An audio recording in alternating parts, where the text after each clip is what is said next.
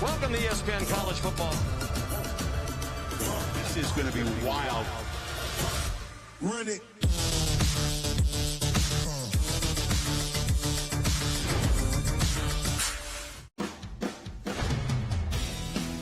In the market for a new or pre-owned vehicle?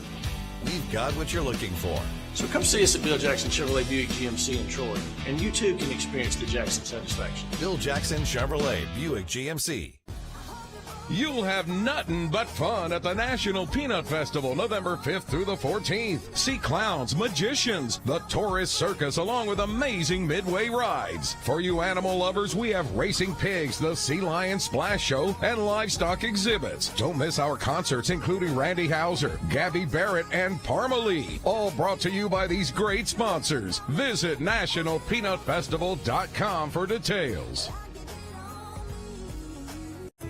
A personal touch, a high level of trust. Whether it's checking and savings accounts, personal or business loans, or our local friendly service. That's what Troy Bank and Trust customers expect. But now we offer more. Free identity theft protection for our new and existing customers, protecting your family's time, money, and good name from identity theft. Because protecting your identity is now a big part of our identity. You got yours? I got mine. Good morning, and welcome to L.A., Lower Alabama. As most of us said, me, Mike Amos, is here this morning along with Bill Rice Jr., and we've got these helmets up here to portray one thing. They're all, those guys are all going to the playoffs, and of course that's what you work for every year. You know, that is what you work for. You know, it's a second season, and everybody wants to start that second season. Well, you work for, you want to win a championship, and you can't win a championship if you're not in the playoffs. And I am thinking I'm thinking I'm right by saying Highland Home made the playoffs. I don't know, I'm not sure. But of course, that with Pike Liberal and Brantley and Elba and Luverne, that's the schools we're spotlighting this morning. You know, I'm looking at the face mask. Auburn went old school and painted their face mask orange against Ole Miss. Yeah. I've never paid attention to the face mask, Mike, but you can either, most teams have them just white, like Brantley. But look at these. You've got some of them, most of them are black, and then Highland Home is blue. Yeah. So some people paint their face mask and some don't. Yeah, that's right. I know this. Those helmets are heavy. No question about it. How heavy they are. Michael can tell us how much they cost since he's been. Oh yeah. He's been that way a little bit. We're gonna push him back a little bit this morning. Push him back. Way back. There we go. We leave that Brantley out there because they're the toss of the town. Them and Pike Liberal are playing. They got a good chance to win the state championship. The Elba Tigers are also having a very good year too, and Luverne's having a good year. So. We got a lot of these guys in the playoffs, and we'll be talking more about them today. Some teams are just happy to be in the playoffs, and some teams are going to be very upset if they don't win the playoffs. That's right. And, of course, we'll be talking about the big college games coming up this week. And, of course, like we said, we'll feature these teams that are made the playoffs. And what else is going on, Rice? Well, I'll tell y'all fair that I'm excited tonight to watch Fox News, and Tucker Carlson has the #1 rated TV show on cable, News Talk, on Fox News, and his guest tonight is going to be Jack Rainey's granddaughter, Emily Rainey. My best friend, Scott Rainey's daughter, is going to be live in studio with Tucker Carlson. And what is she actually going to be doing? Well, Tucker has produced a documentary about the insurrection, the Capitol insurrection that happened on January 6th, the so-called insurrection, where a lot of people went into the Capitol. He has some new information that he says has not got out there that shines a different light on all the events that happened that day. Emily Rainey was there as a private citizen. And there's one quote that she's given in the trailer promoting the documentary. She says if that was an insurrection, that was the most poorly conducted insurrection ever. The headline of the thing really is that some people, there's evidence that's come out that there were people that were informants or operatives for the FBI, working for the FBI, that were steering people to the Capitol. Come on, let's go. Get inside the Capitol. Get inside the Capitol. Come on. And those people have never been charged with a crime. They're on tape doing that over and over and over. And so Tucker is saying, you know, maybe some people went in there on their own, but there are a handful of people apparently that were orchestrating this event, Mike. And Emily, I've talked to her on the phone. She didn't go in the Capitol, but she does say that there were some strange, odd people that stood out, that they were egging people on, calling people cowards for not going in, and trying to embarrass people. She says that just about everything she's seen on the media about that day's event is not true. For example, she says that the crowd was estimated at 250,000. She says there was at least 1 million people there, if not 2 million. And then I think they have her on the air because she is a former Army captain. Yeah. She resigned, had already resigned before she went to this event as a private citizen. She wasn't in uniform. And she had to leave. But she was a special operations officer based out of Fort Bragg, who'd been to Iraq, who'd been to Afghanistan, and she's a psychology officer. And those people do false flag and operations that kind of frame other people or get things started. And she told me that she thinks that's why Tucker Carlson wanted her on the show, because she was a special operations psychology officer in the Army. But she's got a lot of attention by the fact that she was in the Army and as a private citizen in North Carolina took a group from her town, a freedom group, to this rally. And she's featured in the documentary, which isn't on Fox News. It's on a paid streaming service called Fox Nation. It's 99 cents a month. You got to pay. But to promote that documentary, that 3-part documentary that's getting a lot of buzz, she's going to be on Tucker's main show. It's scheduled to be tonight between 7 and 8. And I've known her since she was born. She comes through Troy all the time. Mr. Rainey is one of my favorite people. You know, sweet Mrs. Rainey that just passed away. She's her uncle is Todd Rainey, and her aunt is Dr. Deborah Rainey. So just some of the finest people from Troy. Her Scott is a West Point graduate. Her daddy, her mama is a West Point graduate. I mean, both her mama and her daddy graduated from West Point. That's Scott and Elaine met at West Point. And she's one of about 6 or 7 Rainey kids.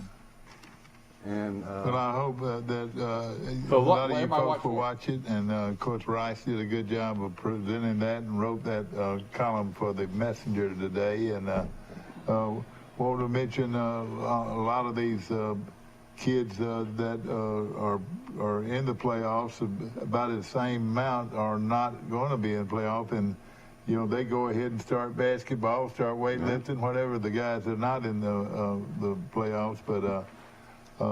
This could go. You know, I'm always amazed at these kids. It doesn't take them long to make the adjustment from football to basketball, does it? No, it doesn't. And I remember I was the same way. You know, I wasn't very good, but the minute I quit football, the minute the football season was over, we were bouncing that ball around up there, you know, and getting ready for basketball. It's a different type of conditioning. To play basketball, it's nonstop running. But they can do it. I remember doing it too, and you know, it takes you a little while to get your shot back, but not too long. Of course, the big thing is the World Series that it continue tonight. Is that right? I think so. The World Series game tonight is, of course, a chance that the Braves could win it, but it's also a chance that that they might play even a Seventh fifth game. game. Yeah, the Braves are leading seventh game. 3-2. They had a chance to close it out, but Houston came back and won Game 5. So this will be Game 6 in Houston. And that should be The Braves just a lot need of one fun. win, but they got to get it on the road. And I think their ace starting pitcher got hurt in the first game, so That's they right. don't have him. Have you watched any of the World Series? A few. It's too intense, too much stress for me. I don't know. It takes too long to do it. They said that the minimum it's been 4 hours. Can you believe that? Oh gosh. And then they had it figured down that they would spend. Sometime a pitcher would spend 45 seconds before he pitched another pitch. Well, that's part of it. And the other part of it is the commercial. Yeah, that's right. And they go into and they spitting that in the back out, and they got that those what is it, the seeds, they spit them out. And, I figure that the NFL games are long, in college too. You know why they are though? What pays for everything? The TV networks. How does the TV networks make their money? They got to sell commercials, right? That's right. The more commercials you sell, the more money you make. Well, they figure out they got to get a lot of commercials, and so to get a lot of commercials, you got to have less games. So you notice that, like in college football, they used to stop the clock when you went out of bounds. Yeah. They don't do that anymore. They start it right back up. The first downs, they used to stop the clock, but now they stop it for like 3 seconds. That's so that out of that 4 hours, most of that 4 hours is going to be TV commercials. If you've been to a game, you know it. You're constantly just sitting there in between commercial breaks. I don't know how I got off on that subject. Yeah, I don't know either. but I mean, it's what do we always say? Follow the money. Yeah, that's right. It's all these big TV contracts that we talk about the SEC getting. Well, for ESPN or CBS to pay out that money, they want a lot of commercials. Of course, the Brantley Bulldogs are fresh off of a big, huge win over Charles Henderson High School. Are ready to get going. They beat Charles Henderson 29-15 in high school football this past week, and again, the significance of that of Brantley beating Charles Henderson, a proud tradition of high school football. That's something. I mean, that was something for little Brantley. The front porch town. I hate to say it, but have you ever heard of Charles Henderson losing to a 1A school? That's right. And they have two running backs, Brown and 1A school. And Shine. Brown and Shine is the name of those two running backs, and they might win a state championship. Of course, Tucker Kilcrease, the outstanding quarterback, who has already committed to Troy University, did not play and will not play, but they're using a ninth grade quarterback, and they say he's pretty good. Ninth grade? Yeah. And another thing, they hadn't missed a beat. Brantley hadn't missed a beat with those two running backs, no. Shine and Brown. If you got a running game, if you got a quarterback that can throw a few passes, but basically he's got to hand off and exactly. Pitch it. That's what I used to do when I was quarterback. all I did was hand off and pitch it back. Exactly right. Of course, we're going to take a look at the teams that are in the playoffs and who they're playing and when they're playing, and we're going to be doing that some today. And, of course, Auburn, the talk is Auburn is going to run the table and then play Alabama for the right to play in the championship game. Well, I heard Paul Feinbaum yesterday, and he said it right. Not only can they run the table and beat Alabama, they can run the table and win the rematch against Georgia. Yeah, that's right. Then what does that get them? In the Final Four. In the Final Four. Yeah. Then they run the table in the Final Four. What does that get them?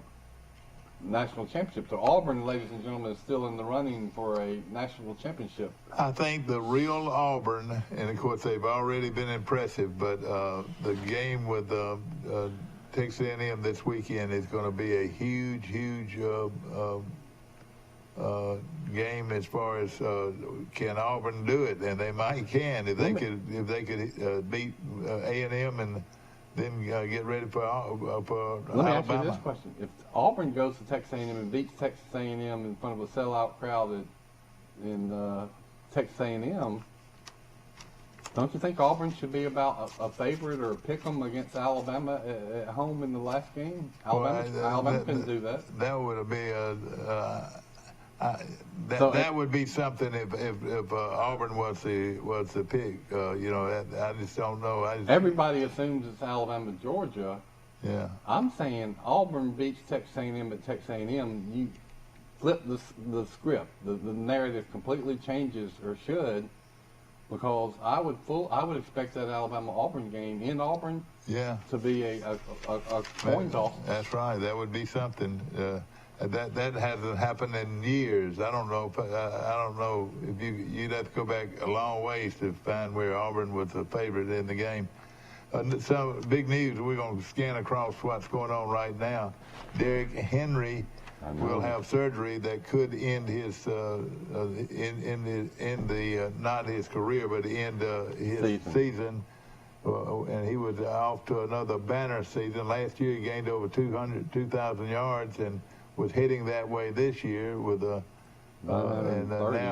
he's going to have surgery, and it will likely miss the rest of the year. Come back, but he'll likely miss the year. I'm thinking, Mike, about if he could have put together another great year this year and then one more, I would say he would be almost a lock to make the Hall of Fame. Oh yeah. But now, if he's lost his momentum and he misses this season and he can't come back next year, it might he'll be another. Well, hopefully it's not a career-ending thing, is it? Yeah, but once these running backs lose their mojo, they lose it. I mean, look at like Shaun Alexander. He goes from being the NFL MVP to 2 years later being out of the league. They hit so many miles on their odometer and they can't do it anymore. Auburn people should be excited. They've got a new coach that's got class now. I haven't seen a thing that doesn't show that this guy's got a lot of class. Coach Brian Harsin, and I heard him speak in his conference yesterday, and so smooth as silk, and didn't raise his voice. Yeah. And got to the point, and. Well, hovering over all of this is if Auburn beats Texas A&M, I say it's 50-50 they'll beat Alabama, have a chance to win the SEC championship. Where this guy... But hovering over this whole thing is Auburn has a policy that if you aren't vaccinated by December 5th, you are no longer employed at Auburn. And to be vaccinated by December 5th, you have to be fully vaccinated. It means you have to have your second shot 2 weeks before then. So Harsin will have to have had that second shot by Thanksgiving. Has he had the first shot? No. Okay. So he won't say, but the assumption is that he hadn't. He's had the virus, so he's got natural immunity. Now the players, it was no stipulation on players, was it? That's a good point. No. I mean, most of them have got it, but you don't have to have it to go to Auburn University. But to now at Alabama and Auburn to be a paid employee, unless you have a religious exemption, which he might be applied for, you have to be vaccinated by this date. It will probably be a moot point if Auburn loses to Texas A&M and maybe some other games, but if Auburn puts together a stunning dream season, Coach Harsin's going to be one of the most popular people in the state. He sure is. And then you're going to fire him? Run him for governor. When he's no risk to this. I mean, these kids do not act like they are afraid of being around Coach Harsin. Let's say that. Right. A guy that they've got headlines in the paper today, Drew Sanders, is linebacker for Alabama. They got hurt early in the year, but they say he's going to be back possibly as soon as this week. So everybody's excited about Drew Sanders. He missed the past 3 games and is outstanding linebacker. He is. And He's a people good all-around football player. take a good look at him. I mean, he is a good-looking football player for Alabama, and he'll be back, they say. So another one of those injured players looks like he's going to be able to play. Good news. He played when he was going to play a lot anyway, but the outside linebacker from Louisiana got hurt in the first game, out for the season. So Drew Sanders became a starter and played well. Then he broke his wrist and a couple of games ago. And Rice, they've got him as headlines in both papers today. I know he's been injured, but I didn't know he was such a football player until I started reading about him. And they've missed a lot with him being out. He is. See him right there. He's from Texas. He's one of these many players that have come from Texas. And I remember when he was a high school prospect. Yeah. I rarely watch these recruiting films, but that's right. All these players, you can get their highlights. That's right. And so, for some reason, I watched some of Drew Sanders' 5-minute highlight reel. Yeah. And I said, "Wow, this guy is really, really good." He was hurt in the Florida game and didn't play the second half. So that's when a lot of people started noticing. Of course, Alabama's getting ready to play LSU. At one time, it was everybody would be all excited, but right now Alabama is a four touchdown favorite. But I just got a feeling that these kids will play their hearts out in this game. I think LSU will play it closer, don't you think? Yeah, you never. LSU is one of those box of chocolate teams. You never know. I mean, you thought for sure they'd get blown out by Florida, and then they play their best game of the year and beat Florida. So they've still got great athletes, right? Yeah. I mean, they're number 1, 2, 3, 4, or 5 in recruiting every year, so they got players. You know, Alabama will play LSU at Denny Stadium, 6 p.m. kickoff. So they've got on ESPN, and that should be a good game. Auburn, on the other hand, has major footing with the Texas A&M CBS Aggies. national game. Got the big national game on CBS, and so people wonder how do you determine who the top network is. Well, it's a network that goes out to all the people, not just cable TV people. You know, there are a lot of people can't afford cable TV. Right. They use rabbit ears and all that. You can catch this game on rabbit ears, let's say that. And of course, from live from Jordan Hare Stadium. Live from Texas A&M. It's Auburn and Texas A&M. 2:30 start, and same time Troy starts. What do? Don't you think, in a way, Troy's games can stand on their own. I mean, there's going to be a good crowd regardless to see Troy play. They're playing. They're one of their rival games, and of course. Who are they playing? I didn't even know. Are they playing South Alabama? South Alabama, and of course, South Alabama.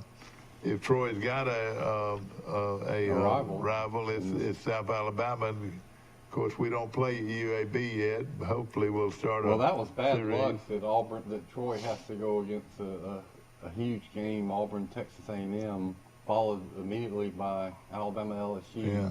But Troy's always dealt with that. Yeah, and you're right. And you would think they could change some time, at least some times around, that would make it more conducive for somebody. All they can do who is people watch have that TV. game. Some people are in booths and can watch them, but show the scores all the time on the big board, and you can keep up with it. Yeah. You can take the radio too and listen. Yeah, and I keep up with it that way a lot. And of course, Troy's game's going to be a big one with South Alabama, and then of course the same time. Well, we're talking about the same time kickoff for Auburn and Texas A&M. Of course, Alabama against LSU in Tuscaloosa. Tell us about some of the LSU games you can remember. I'll tell you one that just popped in my head. I went to it. I was always bad luck. When I go to the game, Alabama's going to lose, a big game. Mike Shula's next to last year. Alabama, believe it or not, is undefeated. Number 2 in one poll, number 3 in another poll, playing LSU. LSU had the quarterback. That was 2005, I want to say. LSU had the quarterback from Mobile, and Alabama plays. Alabama plays LSU close off the feet, loses in overtime. Yeah. To LSU, and there goes Alabama. Then Alabama later lost to Auburn in Auburn at the end of the year. And then they win the bowl game. So I think Shula only lost 2 games that year, and the team was that was his best year. But if Alabama beats LSU that game, which Alabama easily could have done, Alabama's number 2 in the country going into the last game of the year. I'll tell you another one of his best teams. If you'll remember, the Florida game when Alabama just drilled them. I mean, beat them 3 or 4 touchdowns, and it surprised everybody. But in that game, Prothro got hurt. That's right. Everybody always will remember that's when Prothro, who Alabama was up 35-0 or 42-0 over Florida at that time. But and Prothro really had no business in the game, and he tears his legs up, and he's out for a career. And Saban still does that today. I mean, he lets players, especially on defense, but he lets players play way too long. Last night, I'm never going to criticize Nick Saban, or very rarely.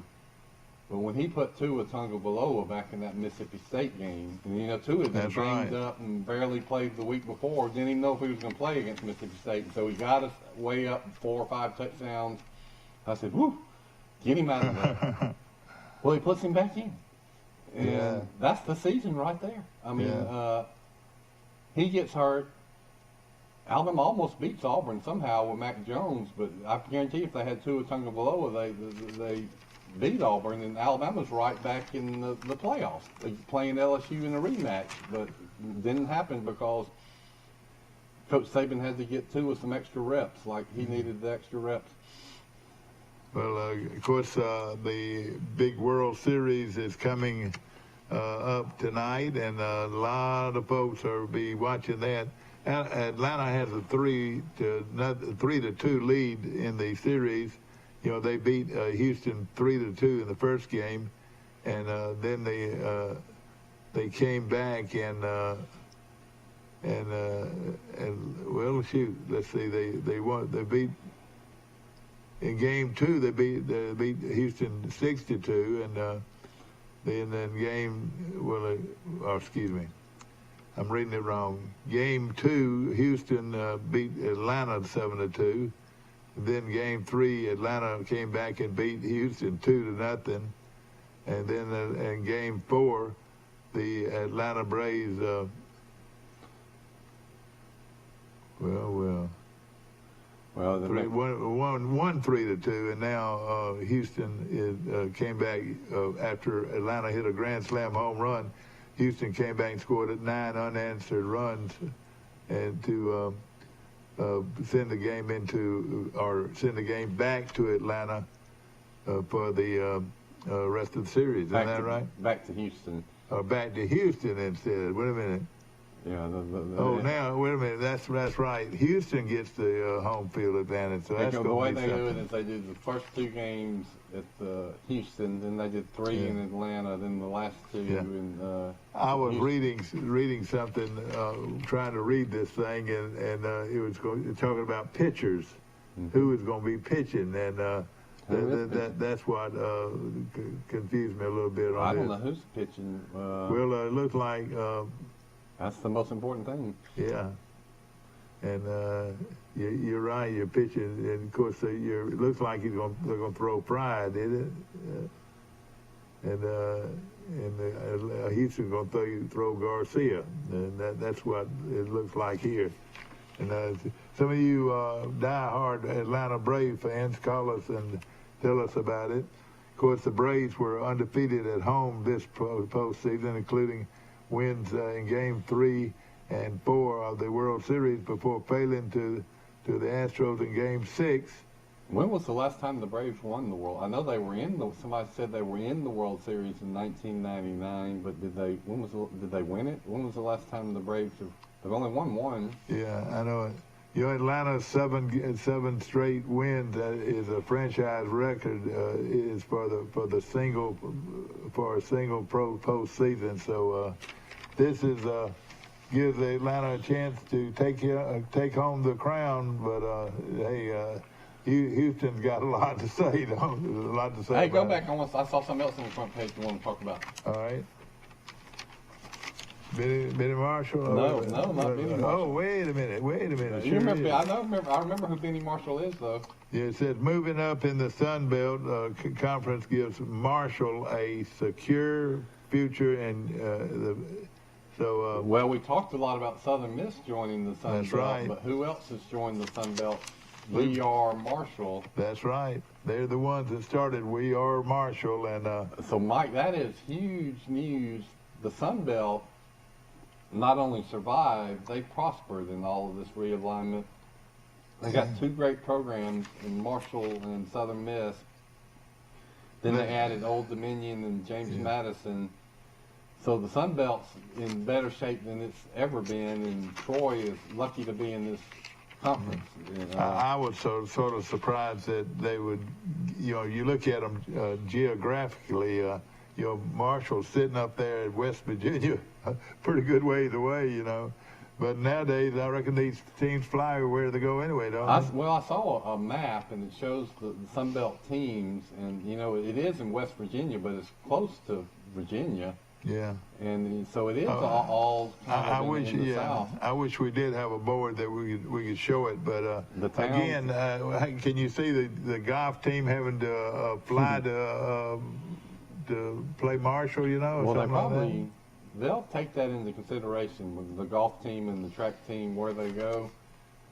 But compared to other conferences like the AAC, the UAB's in, where teams are just spread out literally all across America, it's more, you can take a bus to many of these college towns in the Sun Belt. Yeah. But I tell you, it really expanded this thing quite a bit. Moving to the Sun Belt Conference gives Marshall a secure future, school officials said Monday, as well as chances to renew some old rivalries and boost its sorely lacking televised vision football footprint. It says here that Marshall's Board of Governors completed the university's move to the Sun Belt Conference on Monday, so it's a done deal now. 3 days after the school revealed it was leaving the Conference USA, which now has only 5 members committed to the league long term. So there's no doubt that we chose the best path to follow for Marshall, interim athletic director Jeff O'Malley said at a news conference. O'Malley said he got a clear confirmation about the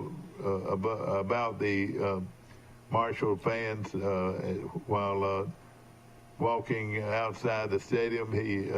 They got so excited and jumping up and down. And so Marshall has signed the papers now. Well, Marshall will be playing App State, Coastal Carolina, Troy, Georgia Southern, Louisiana. These are some pretty good teams, aren't they? Arkansas State. There's not a weak link in there. Southern Mississippi, South Alabama, Georgia State. And you know who regrets that they've left the Sun Belt Conference is Middle Tennessee and Western Kentucky. Yeah, that's right. Yeah. They want back. They want their boyfriend back. Say, can I come back? And the boyfriend says, no. Maybe we ought to play that song, yeah. But, again, a proud program in Marshall, and it's coming back. And, of course, the home Hall of Fame member Randy Moss. Yeah. You remember that? Yeah. And you remember the big quarterback that was so great? Yeah, What was his name? That was so good for I think Marshall. he's Tom Brady's offensive coordinator now. Yeah, and he was. They had another quarterback that went with the quarterback to the Jets for a while that was good. Marshall had some great teams. We all remember when they came to Troy. Yeah. I bet Mike Amos was there. I was there. It was one of remember, the first big wins Troy got in Memorial Stadium. we I think tore we the had bleachers. just expanded the stadium. The first expansion got it to about 18,000 fans, and we tore the goalposts down. Tore it was such a down. big- I remember it well. It was such a big win. So you wouldn't have tore the goalposts down if beating Marshall was not a big deal. I know it. And now we're conference rivals well, we have history with Marshall too. We played them in the 1AA playoffs. How many times? Once or twice. I still think the best team Troy ever had went up to Marshall and lost by a field goal in the cold, and would have won a national championship in 1AA, except for that.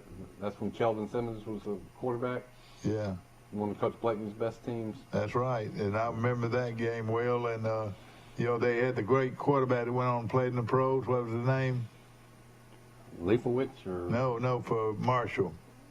What was that guy? Had a great kid that played with the Jets. He went on and played with the Jets. I can't remember his name, but they had two good quarterbacks after they had Randy Moss kind of really put them on the map.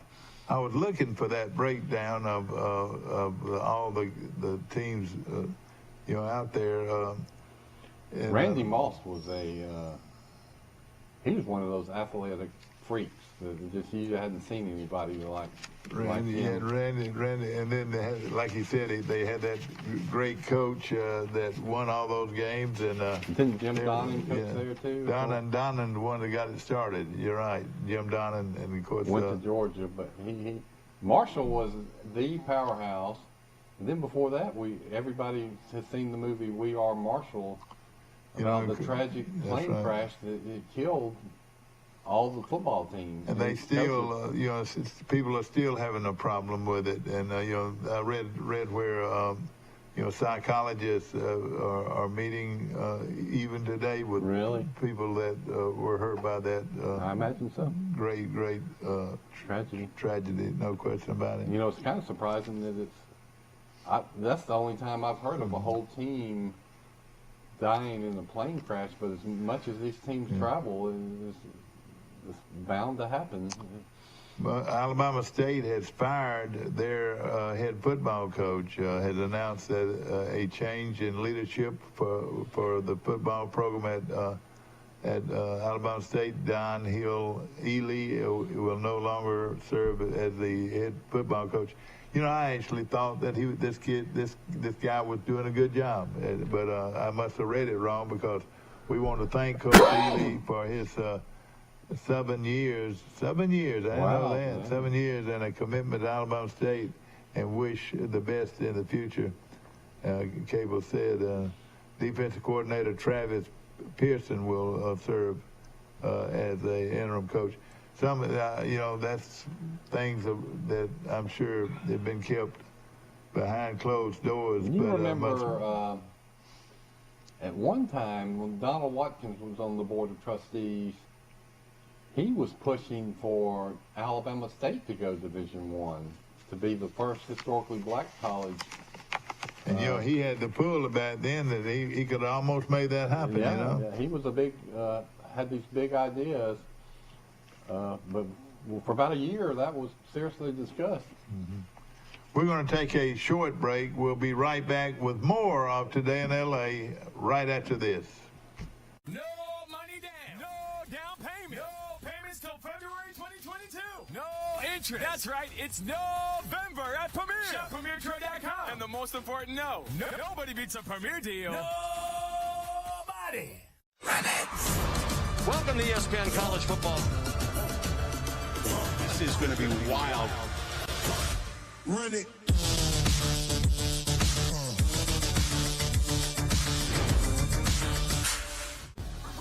You'll have nothing but fun at the National Peanut Festival, November 5th through the 14th. See clowns, magicians, the tourist circus, along with amazing midway rides. For you animal lovers, we have racing pigs, the Sea Lion Splash Show, and livestock exhibits. Don't miss our concerts, including Randy Houser, Gabby Barrett, and Parmalee. All brought to you by these great sponsors. Visit nationalpeanutfestival.com for details. A personal touch, a high level of trust. Whether it's checking and savings accounts, personal or business loans, or our local friendly service. That's what Troy Bank and Trust customers expect. But now we offer more. Free identity theft protection for our new and existing customers, protecting your family's time, money, and good name from identity theft. Because protecting your identity is now a big part of our identity. In the market for a new or pre-owned vehicle? We've got what you're looking for. So come see us at Bill Jackson Chevrolet Buick GMC in Troy, and you too can experience the Jackson satisfaction. Bill Jackson Chevrolet Buick GMC. No money down. No down payment. No payments till February 2022. No interest. That's right. It's November at Premier. Shop PremierTroy.com. And the most important nobody beats a Premier deal. Nobody. Back to our show, brought to you by Premier Dodge, Chrysler, Jeep, and Ram trucks on the bypass right here in Troy, where they're having another November sale, one of the biggest sales of the year right now going on at Premier. Remember, nobody beats a Premier deal. Nobody. And, of course, also from town and country. You know, they got the best-looking grills, the best grills you can find in this part of the country now. They do. Yeah, I'm talking about Montgomery, We're anywhere. lucky to have that. He's got the best grills out there, and he's got the, he's got the green egg. If you live outside of Troy and you're looking for a great grill selection, drive into Troy. You're not going to beat it. You're not going to beat his sale on grills and everything. And what a great Christmas gift that would be, a green egg for Christmas, boy. Any man that likes to grill, or women, I guess, would love that. Well, hey, let me tell you a little talking about food and grills. Some people grill fish fillets on there. You know, my mother-in-law and father-in-law have moved to Troy. Elizabeth and Frank Fryer. Good to see you. Yeah. They're supposed to get Troy cable today. Tell Frankie Fryer we want to take him to breakfast one morning. Well, they live off in this little development that used to be Curran and Margaret Pace Farmers' land. Oh, I know exactly. Beautiful place. You're They got right. a pond that backs up to their house. I know it. I know. I rode by there the Nice other pond, day. big pond, and well, I said I just assumed, they need to get a boat, but anyway, the kids went to see Grandma and Grandpa before Halloween, and Frank's out there in the backyard casting into the little pond, and he catches about a 2.5 pound bass. Yeah. Boy, he likes that, doesn't he? So, if things get tough, the Fryers can have all the fish they want. If you don't remember Frankie Fryer, or what I call Frank, well, we call him Frankie Fryer. He went by Frankie. And he was Randy Wall's favorite receiver when he was at Pike County High School, and I remember coaching against that bunch, and a good football team, and they had lived in Montgomery. But back then, Charles Henderson of Troy was Charles Henderson of Troy. You know, people even in Andalusia and different places. And one of my good friends, I saw him at the beach this weekend. We had breakfast at Sunnyside Grill, and we were talking about how Charles Henderson has sort of gone down as far as being able to win with a bunch of young players. You know, a lot of the young players that are living off young people who are going to be real good one day. And I said it's going to take 2 or 3 years before Charles Henderson will be back regular. But, you know, Charles Henderson for years and years with a very well-respected football program. Man, when you played, I would say from when you played into the early 70s, you had about a 8-year, probably going back to when my dad and Tom Murphy and Dr. Brantley and Dr. Hollis played, you had a good run there from the late 50s to the early 70s. Then you had a couple down years. And Coach Jeffcoat came, and we had about a 4 or 5 year run when we were good.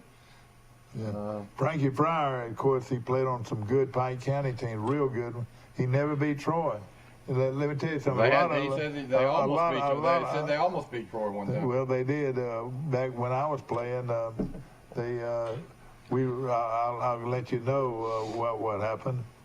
We were playing Pike County. Coach Frank Sadler was our coach, and their coach was Bob Booth, I think was the coach, but no, not that one.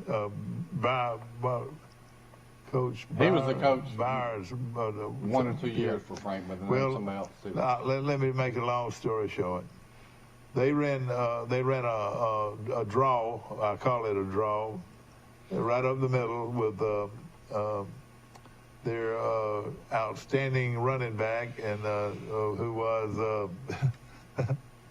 oh gosh. I'll ask Frank but he went 70 yards for a touchdown. I can still say I'm still reaching for him, Mm-hmm. And they went ahead in the ball game 14-13 with about 3 to 4 minutes left to play in the game.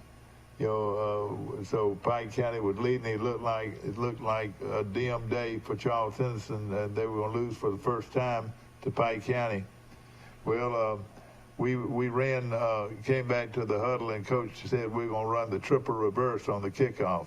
Gosh. We had never ran the triple reverse ever in a game type situation. Well, we run the triple reverse, and Rusty Gibson comes around the corner, and of course Rusty had good speed anyway. We set up the screen, had the screen set up all the way. You remember setting up screens for punt, kick, return? The wall. And we had a wall right there, and he finally got knocked out of bounds about the 10-yard line, and Sonny Williford took it on in after that. We still have that wonderful picture of him scoring in that game. But the game went over. We were up 19-13. And Brundidge gets the ball back and take it all the way back down the field, and they fumbled, and we recovered inside the 10-yard line, I want to say, and we won the game again. But that was a close call. Our junior year, that was my junior year, and my senior year, of course. We won again, quite convincingly. Was that against Randy Walls? Was he the quarterback? No, he wasn't the quarterback. I didn't play against Randy Walls. The quarterback was the mayor. The mayor was the quarterback. Ramage, Jimmy Ramage. Yeah. So Frank Pryor played after you. Yeah, he played after me. I coached the game. You were coaching Charleston. That's right. And I've seen some good Pike County teams, but none that have ever beaten Troy. But what I'm saying is Troy's tradition for a long time was very good. I'll give you a little rundown of it. Back in your daddy's day, they were very good, and of course had all those great kids, guys from the Baptist Children's Home, Bert Martin and Columbus Patman and people like that. And of course they went on and won the South Alabama Conference Championship. Had the Enterprise and Andalusia, and they won it on a 70-yard kickoff return by. And you said they had some good basketball teams Shaver, back then. Eugene Shaver went 70 yards on for the touchdown. Then the next year, they were down a little bit with Jimmy Williams and Cheryl Crow. That team went down a little bit. I think they probably finished 500, and then. We started coming back with Sonny Queen as a coach, and had Ronnie Lindsay and Max Scott and Herbie Huner and all those guys. They were really good, and they came back, and it was the first time they'd beaten Eufaula in several years. That was a highlight of that year, where Max Scott ran up and down the field along with Jerry Hooks. You can remember those guys, Andy Harrell, Marvin Blumentritt. All those guys beat Eufaula for the first time in several years. That year, I remember that highlight. The next year, they did not do as well, but with Ronald Giddings and and those guys were You know, the really rivals good. were teams like towns that were similar size as Troy. You know, it was places like Eufaula, And Andalusia, that's right. Greenville, Op. Yeah. All of those guys were big rivals. Enterprise Yeah. was a big rival when That's for a long right. time. Of course, Andalusia was. And Wiregrass teams in Southeast Alabama had some. Then we came up with Richard Williford's team. It was Richard was a great football player, Charles Henderson, and we continued our win streak over Pike County. Pike County had some good teams back then, but we were just a bigger program at that time. And then we came up to Coach McClendon took over, and we had Bob McGee and Richard Williford and Joe Dotson and Jerry Rose. Jerry Rose was a great. You ever heard of Jerry Rose? Mm-hmm. He was a great high school football player, and went on and played at Marion Institute. But we were so then. Then my junior year. We just lost one game under Coach Frank Sadler. He was our new coach. And then the next year we won the Alabama Alabama Conference, South Alabama Conference Championship under Frank Sadler with me and a guy named Sonny Williford, a guy named Rusty Gibson, a guy named Buck Corley, a guy named Wayne Qualls, a guy named Jerry Allen, a guy named Kerry Green. A guy named K.T. Cole Jr., a guy named Charles Ammons. I could go on, and that was a great football team. But we lost to Dothan, the best Dothan team ever, with Curtis Hillman and Tommy Wade. Do you remember those two guys? That's 2 great years back to back. That's good. And of course we went on, and then later on. They brought in a guy named Jim Tompkins, and this was he had a great team to play for the Where did he championship. come from? Where was he before he came to Charles Simpson? He came from his hometown was Brantley, and of course he played at Troy, and his first college high school jobs were he was at Fort Walton Beach, and then he also was at Foley. He needs to be in the Troy Sports Hall of Fame. Oh yeah, he should be in there. He was a great coach and great player. And, that's right. He was a great assistant for a long time. He left here and went to Southern Miss and coached there 4 years. Then Mississippi State. Then he went to Mississippi State for 15 years, and he had great linebackers. In fact, in 15 years, he had a different linebacker make all SEC. Well, he was the defensive coordinator when Coach Bradshaw was here, and I was real close to the Bradshaws, and so I know how important Coach Tompkins was. But just to tell you how fast Charles Henderson has fallen, what year did they go 14-0? 1980 season. All right, that 19, no, not 18, not 18. Oh, that team was recently. Yeah, recently. I think it was about 3 or 4 years. 5 years they ago. had 5 years ago, maybe. They had the Ingram kid that was so good, and Johnson that was so good, and they were that was the best football team probably that Charles Henderson ever put on the field, because they won 14 straight games and lost in the championship game. Oh man! The Aniana lost to the Aniana in the championship game, but that was a great Charles Henderson team. That was just 3 or 4 years ago, 4 or 5 years well, look ago. Look at LSU that And wins Charles the national Henderson. championship and called the best college team ever. Yeah. With Burroughs as a quarterback, and then right now, you see how rapidly things can in high school and college, how rapidly things can change. All right, let me ask you this. We know a lot of athletes that played at Charles Henderson, and I want you to mention a few. Mention an athlete, and I'll mention another one. You mention another one. Jerry Beverly. Eugene Shaver.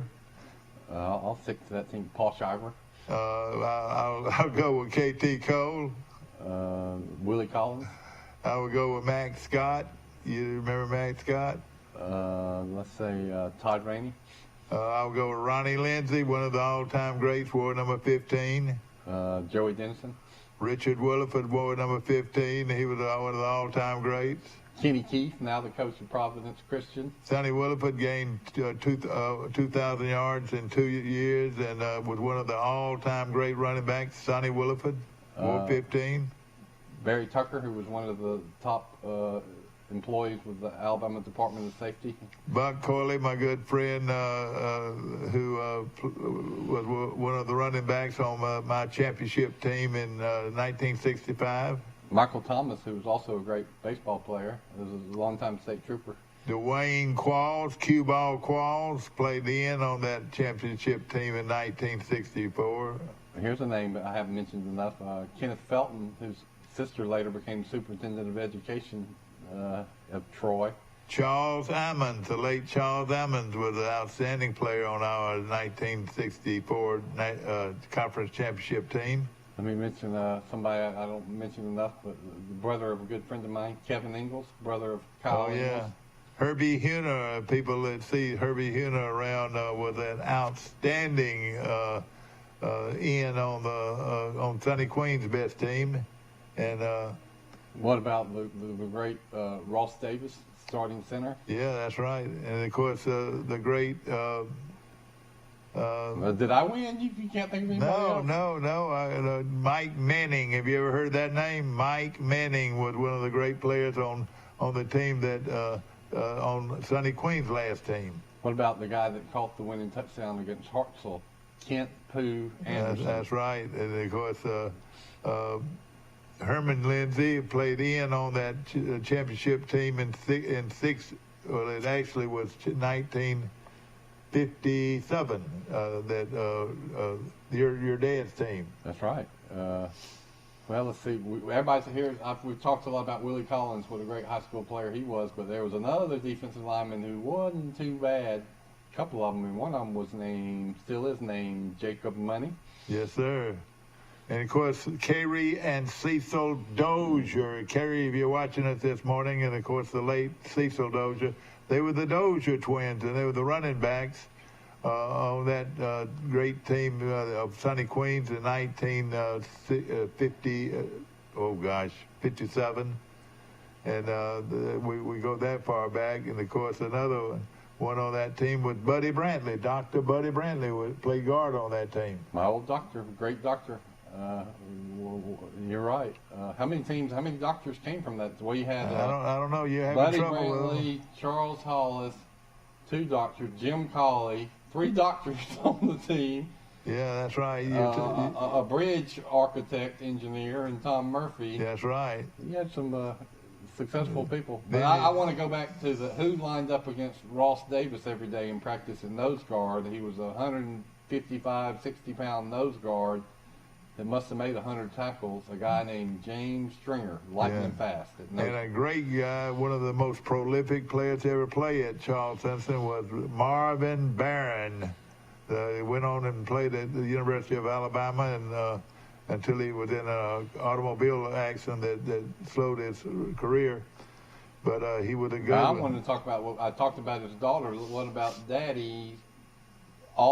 First team All-State, ladies and gentlemen, in 1982, my senior year when I was hurt. Free safety Scott Rainey had 8 interceptions his senior year. Oh, boy. I'll take a guy named Johnny Teal that quarterbacked our team to the championship. Of course, Johnny lost his life in an automobile accident a year after we graduated, but boy, he was a great competitor and played on both the Charles Simpson teams. We lost 1 game in 2 years. We tied 2. That's pretty good. Yeah, we did. We had a real good team. And, of course, on that team, we had some good ones, and one of them was Kerry Green. They called him the Sticker Green, and he would knock your head off. He wore a cage, he wore a cage face mask. And back then, a lot of us didn't have one face mask, 2 face masks, but that's how far we date back. But Kerry Green was a linebacker that would bring your lunch to you. Well, I'm going to mention a couple players from my era. Let's say Gary Rump was great defensive lineman that later started at Troy University. Remember Gary? Yeah. You're slowing down, though, man. David Starlin watches the show sometimes. David's probably best known as a good baseball player, but I'm here to tell you he was one of Coach Jeffcoat's best offensive linemen ever. He started out as a fullback when we played JV, but Coach Jeffcoat saw how big he was, made him an offensive lineman, and by the time he was a senior, he was mowing people down. You know, my class was the class of 1965, and you know, when I say some of these people are deceased, my class, we have lost over 50 members of my class, you know, over the years. So we've lost quite a few of them.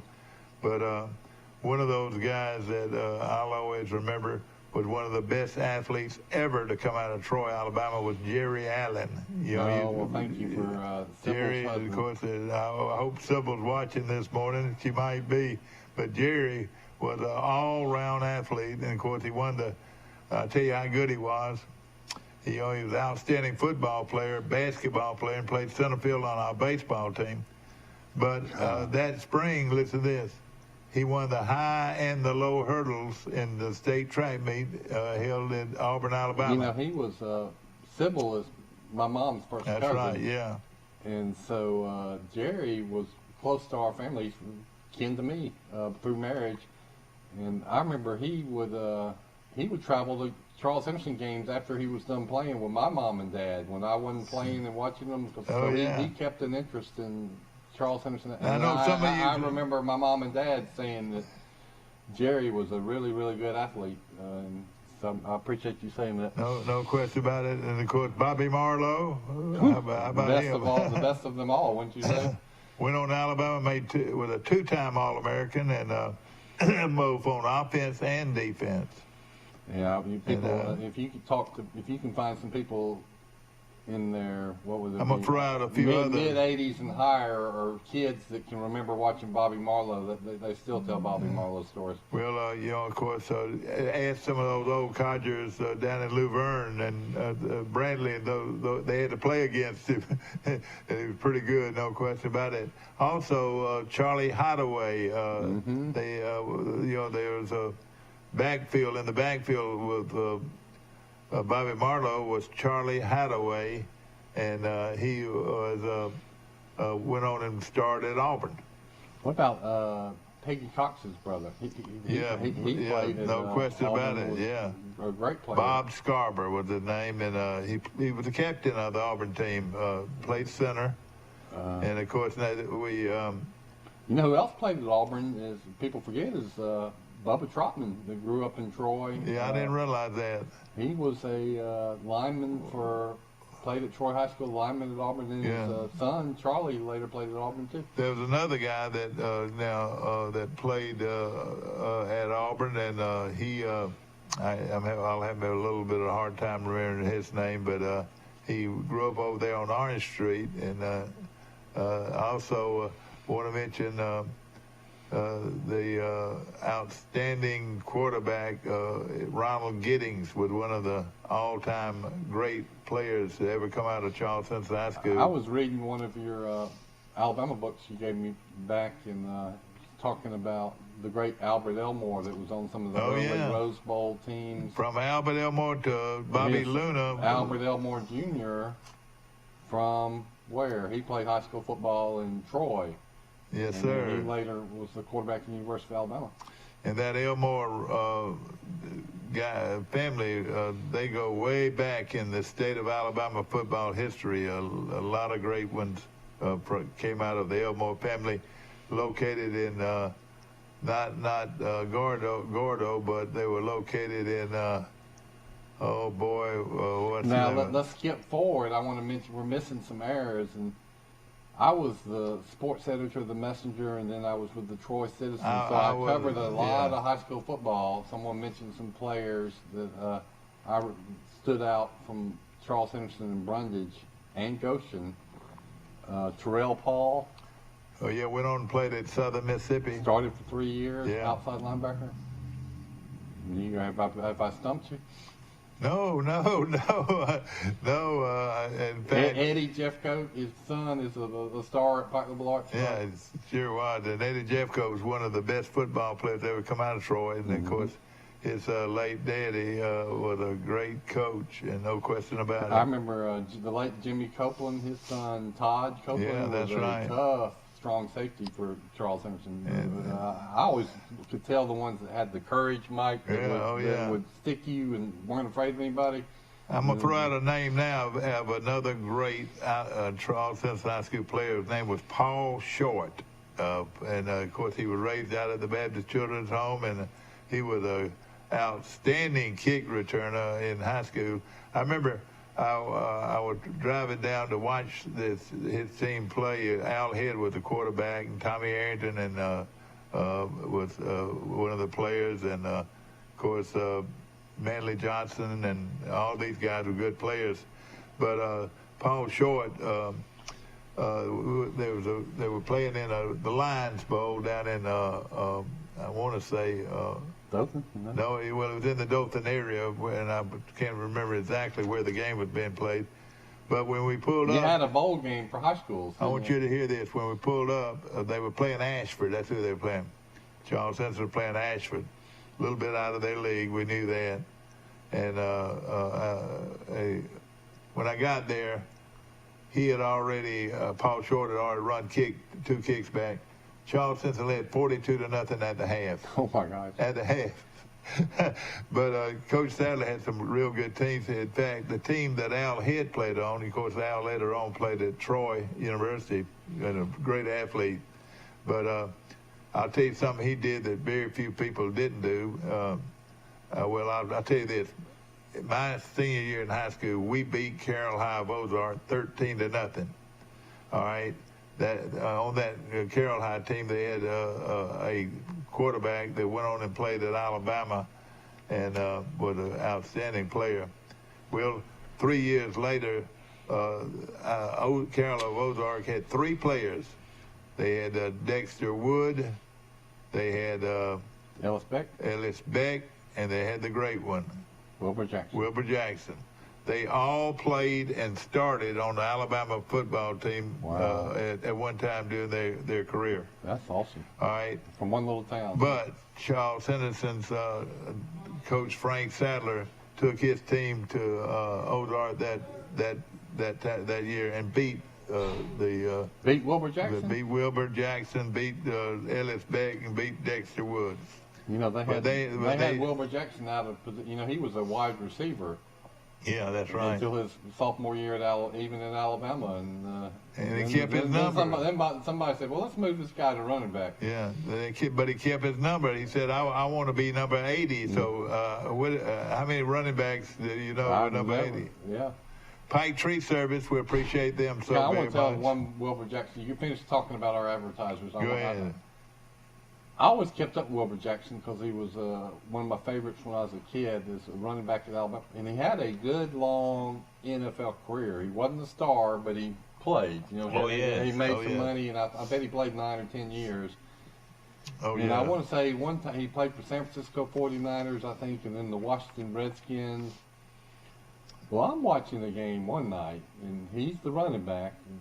They might have even moved him to fullback at some point. And somebody blitzes, I want to say Joe Theismann, a linebacker. And Wilbur Jackson hit that linebacker, and I have never seen somebody go from full speed forward to full speed backwards on their head faster. Exactly. I mean, just like bam. Yeah. It was one of the hardest licks I've ever seen, and it was Wilbur Jackson on the pass protection. I know a lot of you folks can't believe what we're talking about this morning, but it is fun to think about some of the great ones, like in Luverne. They've had some great players, and the Brantley, they've had great players, and Dozier, Alabama, even had some great players. That was the old school down in Dozier, and that's where Mal Moore's from. That's right, where Mal Moore was from, and the athlete at Alabama, and was about a 5th or 6th string quarterback at Alabama. He was in Dad's class, so yeah. he used to drive Dad home when Dad didn't have a car, and so when I came back to Troy, it was Mal Moore had a car, and would.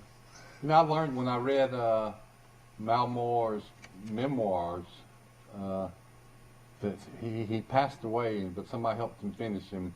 I never knew that Mal Moore almost died when he was in high school, or one summer when he was back working in Dozier. He was in a construction accident and was almost buried alive. Oh, man. Matter of fact, some guy, coworker he was with, did die, and they dug him out of they were digging a trench that collapsed on them. Oh, man. So, I mean, just the little trivia you didn't know. That's quite a story. We'll be back after this.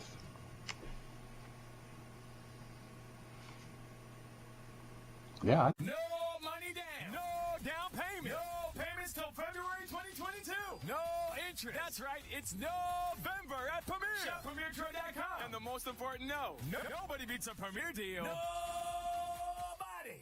Run it. Welcome to ESPN College Football. This is going to be wild. Run it.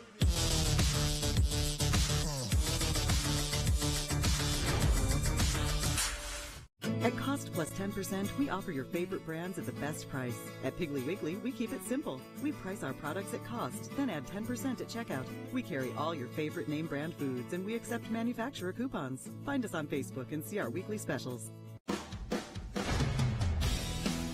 In the market for a new or pre-owned vehicle? We've got what you're looking for. So come see us at Bill Jackson Chevrolet Buick GMC in Troy, and you too can experience the Jackson satisfaction. Bill Jackson Chevrolet Buick GMC. Oh, here it is. We're back. Back to our show, ladies and gentlemen, brought to you by Premier Dodge, Chrysler, Jeep, and Ram trucks on the bypass in Troy, Alabama, where they're dealing like nobody else is dealing. They're dealing to sale every day right there on that lot, and beautiful location on the Highway 231. And of course, I know this, Jason Gregory, the owner and operator, is ready to do business with you, I promise you. This morning or this afternoon or whenever you're ready, so is Premier Dodge, Chrysler, Jeep, and Ram trucks.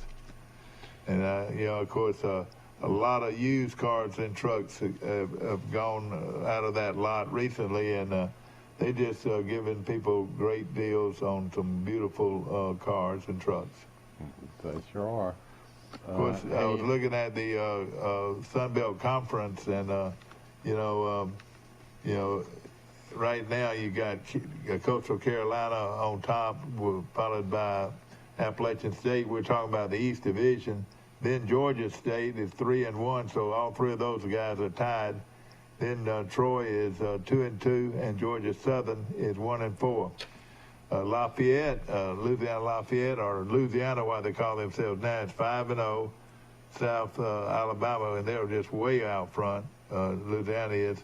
They've got a great team. They got a great quarterback. They're going to be hard to beat this year. And of course, the only loss was to Texas, I believe. South Alabama is 2-3. La Monroe 2-3. Texas State 1-3, and Arkansas State 0-4. What has happened to Arkansas State? They're well coached, and but evidently they've run out of players. Well, they were the class of the Sun Belt for a while, just like Troy was. Nothing. The only constant has changed is Coach Saban preaches. It's hard to maintain consistency, Mike. That's right. You're right. And this weekend had Georgia State and Louisiana Lafayette going to play on Thursday night. Then followed Appalachian State is at Arkansas State. La Monroe is at Texas State. South Alabama is at Troy. 2:30 kickoff from Veterans Memorial Stadium. And Coastal Carolina playing at Georgia Southern. And that's a 5 o'clock kickoff. So, but now you add these.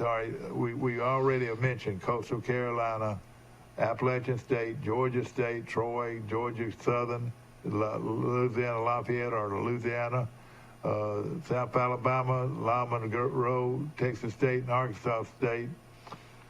All right, you add Marshall, you add Southern Miss, are two very good programs. Got good, solid, at one time had good, solid football programs. You're soon going to add James Madison when they get officially Division I. James Madison's got to go to Division I before they can go in there. And then, of course, Lyle Monroe. Old Dominion. Old Dominion. But you know what I'm thinking about? That name, Old Dominion, doesn't do a whole lot for me. I wish they changed the name to some other name. You know why the SEC is so good? Just about every program in the SEC has tradition and has won big in the past. Let's talk about it. Alabama, of course, Auburn, of course, LSU, of course, Tennessee, of course, Florida, Arkansas even, and you just go down the list, and there's some point of time where the fan base can be really justifiably proud of what their teams have done. Well, it's the same in the Sun Belt, Mike. I mean, every one of those teams. I mean, Arkansas State's down now, but at one time they won't be down long. But they weren't for about 6 or 7 years. They were really good. Oh, the top team in Troy the league, was the top dog for Georgia Southern has been the power in 1AA. Appalachian State's we know about. Now Coastal Carolina, Louisiana now. All of Southern Miss in the past, Marshall certainly. All of these schools have rich sports and football traditions, which is important. You know, right now, you would look at Coastal Carolina, Appalachian State, and then Louisiana and Lafayette. Those would have to be considered the top three. But then you come back with Troy and Georgia State and South Alabama and usually Arkansas State are definitely in the running for that conference championship. Well, South Alabama hadn't been around long enough, but I'll tell you, in baseball, they've made their mark in years past. Oh, yeah, no question. All of them are good. In basketball, they've made their mark in the past. I remember when they beat an Alabama team in the Sweet 16, I think. Yeah, remember? and then you can't, I think it's been 4 years when Coastal Carolina won the baseball World championship. Yeah. Amazing. So, I mean, you look. I tell you what, you take a look at that Sun Belt and look at them in baseball, boy, they're tough. They're tough in baseball, no question about it. And they should be in basketball. They are in football. All sports. Yeah, that's right. It's going to be fun watching some of these teams. And there are two schools that don't play football that play the other sports. I wonder what's going to happen to those. I read some speculation that they might be asked to leave the Sun Belt, the ones that don't play football. Oh yeah, that you're right. They're getting too many schools. You're right. You're talking about Texas. There's a team in Texas. El Paso. El Paso. Well, no, not them. I don't know. Oh shoot. But they're not football members. Yeah, there are a few of them that are not. And I'm trying to think of.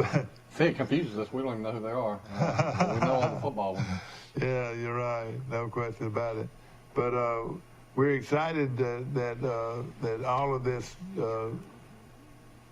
development is happening with our conference. We'll like to have Southern Miss coming to games, whatever the sport. Same with Marshall. Yeah. Southern Miss and any real football guy will tell you year in and year out. Now, I know Southern Miss is down right now, but they'll be back up. They've got a great young coach, and they'll be back up very soon. As soon as they can recruit a good quarterback. All of them need to recruit a good quarterback. Yeah. But them and Marshall. Now Marshall is red hot right now. In fact, I'll tell you a little bit about Marshall. They are a high-scoring football team, and here it is. When I'm trying to find them, it's a little bit hard though. But they got all the conferences in the paper today. Well, let's also talk about it sounds like Conference USA is not going to make it unless they have to throw a Hail Mary to survive as a conference. So really what you're going to see is a conference that's going to go out of business. Wouldn't you say, Mike? I I know. you can't say I'm looking at a it right conference of now. 5 members. Right now, Florida Atlantic, are they staying in or they left already? I think they're in. They're in. Marshall left to go to go to Sun Belt. Old Dominion left to go to Sun Belt. And those are the Southern only two. Miss left to go to the Sun Belt. Yeah, that's right. Oh, yeah, it's another half. That's Southern Miss is going. And Louisiana Tech, I think, is in there. Yeah, Texas San Antonio is leaving. UAB's leaving. Rice is leaving.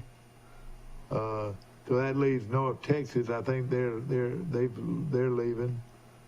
And gosh, I want to say the only teams that are left are Middle Tennessee, Western Kentucky, Charlotte. I think Charlotte, Middle Tennessee and Western Kentucky. And I think there's just 5 teams that I've read that. There's left. 5. So you had a conference that was at least 12 teams. That's now right. Down to 5. And see, you got to not only think of football, you got to think of all the sports. And you look at Western Kentucky, they're a pretty good basketball program. And, I guess they'll be independents or. You would think that Conference USA could put together some teams that would like to be in a conference. And well, you've mentioned that there's some 1AA programs that could maybe come up, but it's about a 2 or 3 or 4 year period, right? Yeah, before you exactly. make that transition. Yeah. Right. Yeah. Let's go over some games this week that we want to touch on that are actually games of national significance. I was looking at this is going to be fun here now. Ole Miss playing Liberty. Did you know Liberty's liable to give Ole Miss fits? They're liable to beat them. I went and got it. Now, right now, Ole Miss is a 9.5 point favorite over them.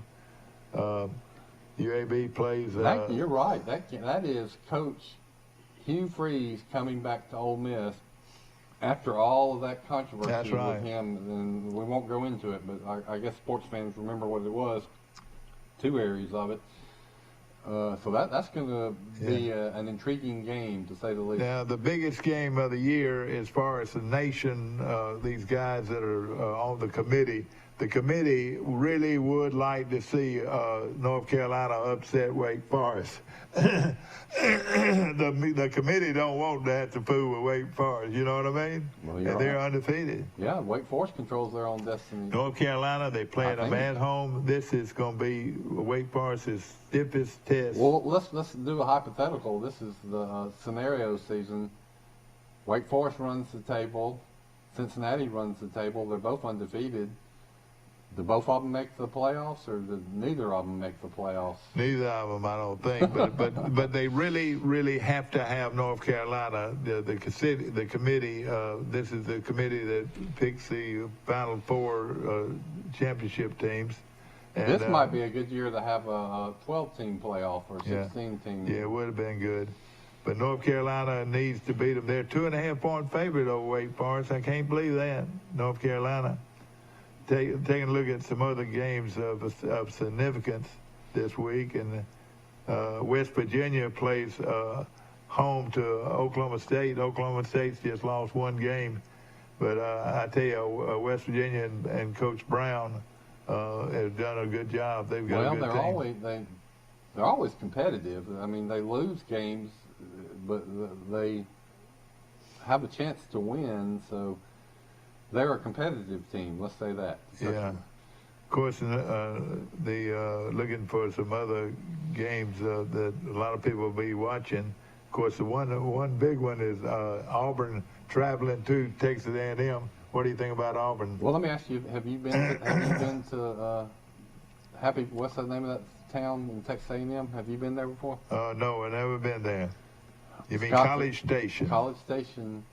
I've never been to College Station before, but well, let's say this. I think that I haven't seen the line, but I would say that Texas A&M might be favored by 3 or 4 because they're the home team. But I think those teams are evenly matched. Let me tell you this: Texas A&M, one of the richest schools in the country, and one of the largest schools. They have 65,000 students. My God, gosh!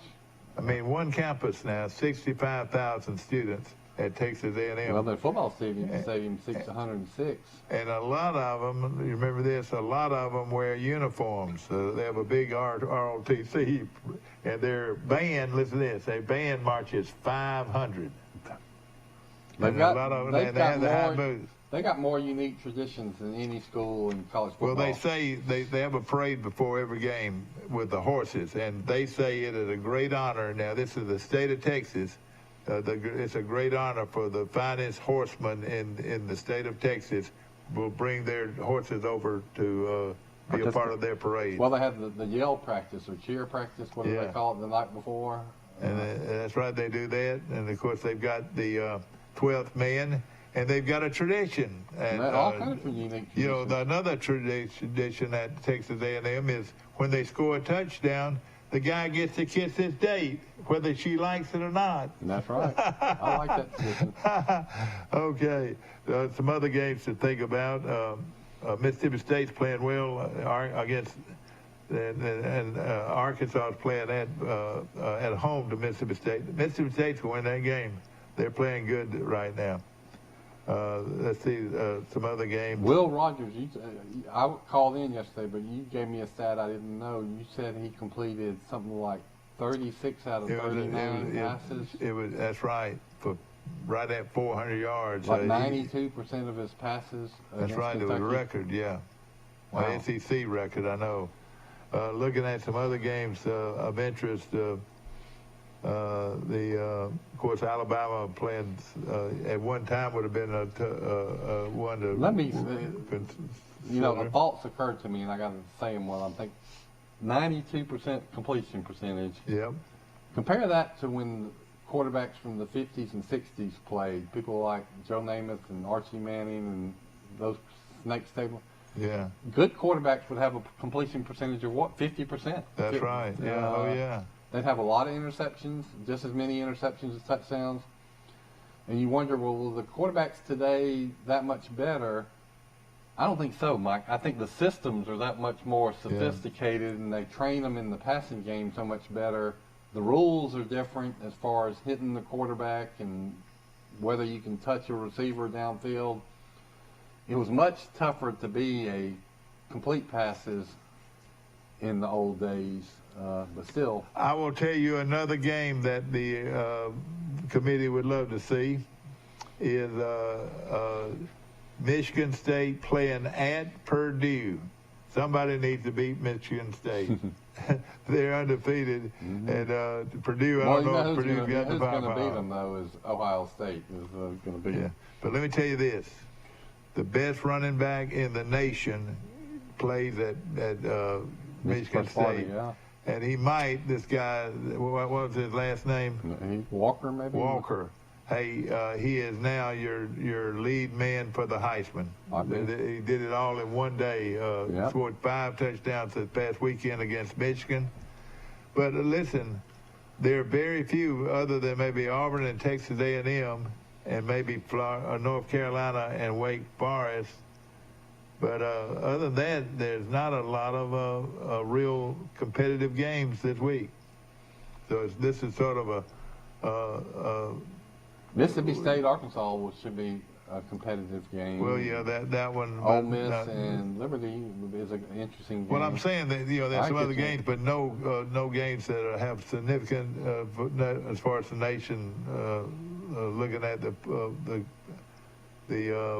4-team. Race for the championship. Well, the committee meets tonight for the first time, and it'll be real interesting to see what teams they rank 1, 2, 3, and 4. So we can talk about that tomorrow morning. Yeah. And then also Atlanta playing at Houston. That's a 8:09 p.m. Starting time. That's another thing. They start way too late. Well, that's probably 7 Central Time. Yeah, maybe it is. I don't know.